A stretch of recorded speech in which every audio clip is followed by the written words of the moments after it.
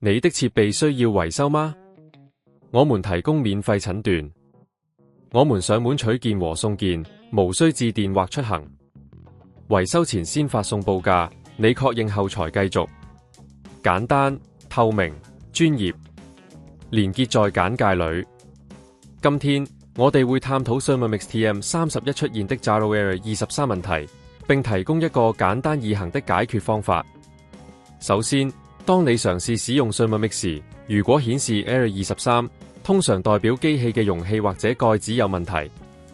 第一步，確保你嘅容器正確安裝，因為不當安裝會影響運作。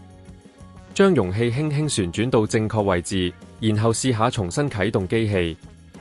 如果問題依然存在，第二步就係檢查容器內部和底部嘅接觸點，可能因為長時間使用，污垢積聚或接觸不良，導致故障。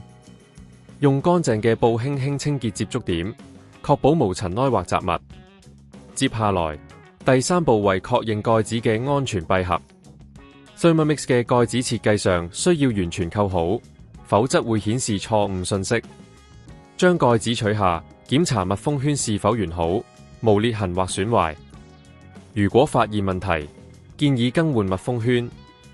如果以上步驟都無法解決問題，可能需要進一步檢查機器內部。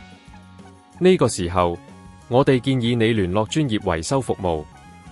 我哋提供免費診斷服務，並且可以安排上門取件及送件，方便你無需擔心。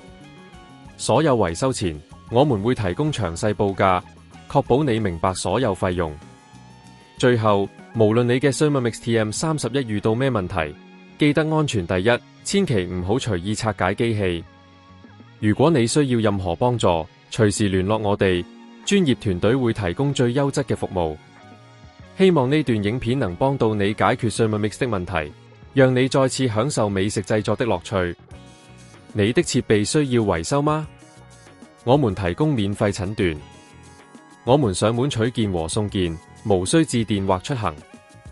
維修前先發送報價，你確認後才繼續。簡單、透明、專業，連結在簡介裏。